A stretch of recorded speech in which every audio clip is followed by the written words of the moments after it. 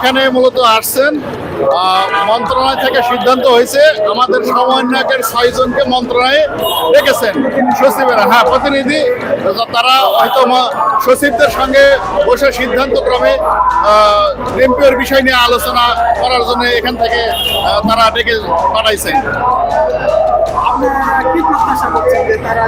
আমাদের প্রত্যাশা একটাই, আমরা দীর্ঘদিন যাবৎ অভুক্ত আছি, আমরা কোনো বেতন পাই না, কেউ 20 বছর 15 বছর দীর্ঘদিন যাবৎ অভুক্ত অবস্থায় আমরা শিক্ষা প্রতিষ্ঠান কার্যক্রম চালা আসতেছি। এভাবে আর আমাদের নন এমপিও প্রতিষ্ঠান দীর্ঘদিন ধরে রাখা সম্ভব নয়, অভুক্ত অবস্থায় প্রতিষ্ঠান টিকিয়ে রাখা আমাদের পক্ষে সম্ভব নয়। তাই আমরা সরকারের মহোদয়ের কাছে এটাই আমাদের প্রত্যাশা, স্বীকৃতিপ্রাপ্ত সকল শিক্ষা প্রতিষ্ঠান যাতে একযোগে এমপিও ভুক্তকরণ করা হয়, এটাই আমাদের চাওয়া।